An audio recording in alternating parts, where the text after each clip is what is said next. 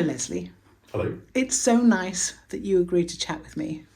I'm pleased to do it. I'm so glad. And I asked you particularly because we've known each other for more than 10 years, and you've always been a grey icon in my eyes. It's always really suited you. Right. And I wanted to ask you just some questions about your experience about getting to this stage of your life. Were you quite young when you went grey, or did this start to happen fairly recently? No, I started going, I think when my family told me that they could see the first evidence of my grey hair when I was in my mid-30s, Okay. I think. But I only started going really grey, I think, in my 40s. And by my mid-40s, I was pretty grey, but I only ever really thought of myself grey by the time I was about 50, actually. Okay. And by that time... And by then, in some ways, it was just who I was. It didn't concern me particularly. I mean, what I was probably more concerned about was getting bald, but that never happened. Luckily it hasn't happened you. so far, Yes, fortunately. yes. So, in a way, I've just learned to cherish the fact that I've got grey hair. And that you're still here. And I'm still here. And I think there's different shades of grey, and I suspect over time, it's, as we were discussing earlier, it's going to go whiter, and that's going to be perhaps more aging, but I've never really thought of it as that much of an aging thing. It's more a thing of distinction. Yes. And so, what do you do for a living? I'm a management consultant. So, have you been doing that for a long time? A very long time. Okay. I've been doing it for over 30 years. Do you feel that that's impacted you, like when people see you maybe now more than before? Do you think that it changes the way people view you now that you are greyer and... Yeah, I mean, to the extent that it helps to augment your authority, definitely. I mean, that has been a factor. And as I said to you earlier, in my 20s, I looked like I was a teenager, right? And so actually, and particularly because I'm short and because I just always looked so fresh-faced, in a way, going grey gave me a little more authority than I might have had before, really. So yeah, it's never been an impediment in any way. If anything, it's actually been an advantage. So people might take you a little bit more seriously. Yeah, I do think so, actually. I think the other weird thing is that I think for me, and maybe I'm deluded on this, but I think it's made me less recognizable as something else in a funny kind of way. What do you mean? So I'm South African, I'm Jewish. Yes. I have a slight accent. Somehow, as I've got greyer, I've sort of become more of this homogenous muddle, right? And I'm less distinguishable as something different. That's been quite a strange thing. Well, that is an interesting perspective, because does that mean you're happier not to be distinguished? No, actually, I quite like. No, that's a good question.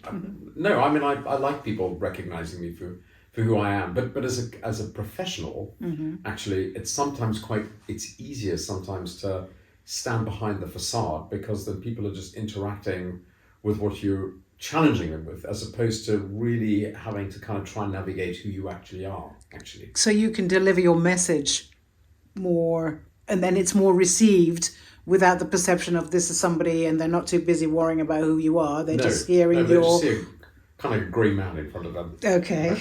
And in that, and for a man to be grey, it's always can always be an advantage. Yeah, I think so.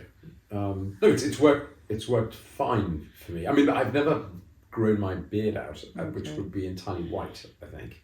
So that's different, and I think that one of the weird things I've realised, and this is probably, I don't know if other men would agree with this, but I like the idea of being unshaven, but being grey and unshaven, I always look tired. Every time I do that, people go, "God, you look a bit, are you right?" So I keep myself quite well shaven, because otherwise I think it does age me more. Yes, but are you concerned about that? Are you concerned about aging and being older? No, I'm concerned about being healthy. Yes. Right. No, I'm not particularly bothered about that. But I mean, I don't particularly want to age more, unnecessarily if I don't have to. But I wouldn't dye my hair to try and hide it if that was a question. No, on the contrary. And I wouldn't I wouldn't do anything to try and augment the fact that I was losing my hair if I did. It's Yeah. just you've just got to accept the course of life, I think. But do you feel that you'd be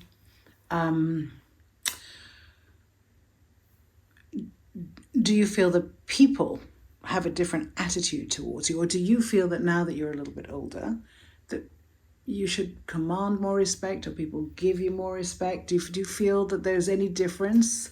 I'm talking about the No. man in the That's street interesting. rather Actually, than that's in the interesting. work environment. I mean, do you think people here's an treat women arrogant thing, I would say, or a humbling thing, I would say rather, is that I think that as you get older, and I think as you get greyer, you become in some ways less noticeable to some people. I mean, I hear women often saying, as they get older, that it's almost remarkable that they don't feel like they get noticed in quite the same way as they might have when they were younger, right? And I hear people, particularly of our generation, reflecting on that, and I've always thought that's a rather sad thing. But I think actually, by extension, much the same thing happens to men. I think the interesting difference perhaps might be is that because I'm around people of my age so much of the time, I don't really notice it that much. I'm much more aware of it, for example, in a work environment where there's, I mean, I'm pretty much the oldest person in the building, right? So I see it, but for me, it's a bit of a badge of honor, really, in that respect. I don't feel diminished by it at all. But if you got on the tube, for example, or a bus, and somebody offered you their seat, would you be offended? I think probably want to punch them. But, yeah. There you go. So Yeah. it's funny because men tend to feel like it's, what do you think? How old do you think I am? And it Right. kind of impacts on their perceived virility, perhaps.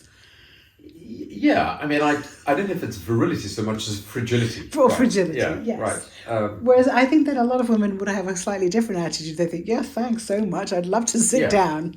Yeah, no, yeah, it's interesting. I mean, I don't associate that so much with being grey, but I mean, I am a 60-year-old man, right? And I am a lot older than a lot of people around me, right? I mean, it was interesting. I just got my freedom pass, right? And at one level, I was sort of horrified that somebody would award something to me like that I clearly don't need, actually.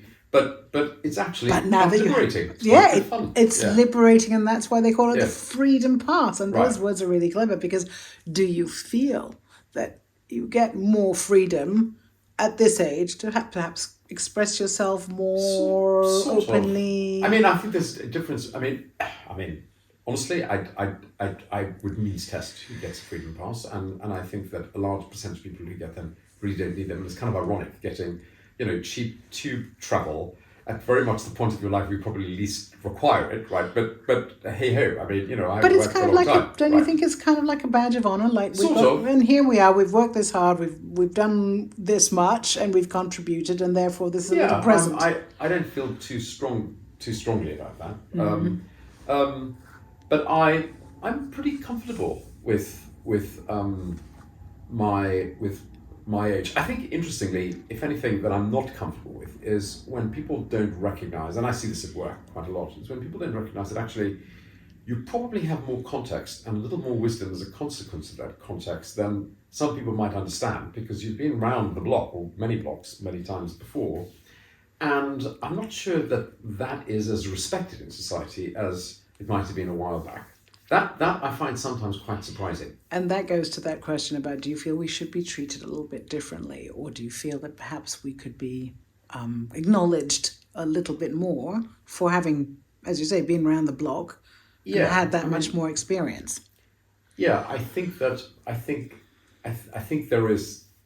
is substance to that, and I think I haven't felt this yet, but I can see this happening, particularly to people who leave the workplace, right? I mean, I'm absolutely in the centre of the workplace at the moment, so I don't have the sense of it. Is this increasing sense of almost irrelevance, or that the muscle of your brain is becoming a little flabby and tired and doesn't get exercised properly? I have not. That's not me, but I could see how that could happen fairly easily, and that is bothersome. That bit of the aging process concerns me. But that happens with people if they don't use their brain and they don't continue to exercise those muscles, be it their brain or their bodies, and people of our age group tend to be quite different, aren't they, That's from definitely people of the true. previous, Yeah.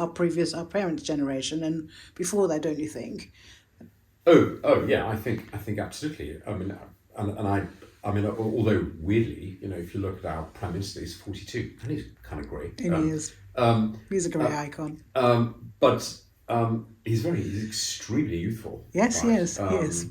And in a way, that's quite strange having somebody in such a senior position who's so. I don't resent it in some ways. I think. I mean, I wouldn't vote for him, but the principle of having somebody young in public office is good. I do think it's to their benefit to deploy people who've seen life through a different lens as part of diversity, really, and I think society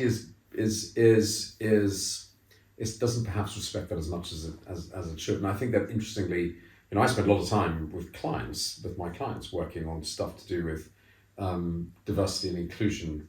And I wonder often about whether, particularly in this modern workforce, whether the effective deployment of people at the latter stage of their careers is done as well as it could be. But that's a whole other It discussion. is, but it does seem to me that the government are actively using this resource or trying to use this resource by encouraging people who are perhaps 50, 60, whatever, to come back to the workforce because actually they have an awful lot to offer rather than being, once you get to 50, no one wants to employ you because you're just too old. Yeah. There does Yeah. seem to be a change. I think it's being done a more turn. by necessity than it's being done by active sort of choice. Doesn't matter though, but it's right? As true. long as it's Yeah, being done. yeah. And because we are a resource that needs to be tapped. Right.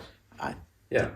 And I also think, I think it's also to some extent, to the extent that people want to embrace it, it's kind of incumbent on people at our generation, particularly of our age, who actually have the privilege of having been relatively successful, to think about how they deploy that in a way that is more broadly helpful rather than in the pursuit of, profit and personal wealth. Exactly.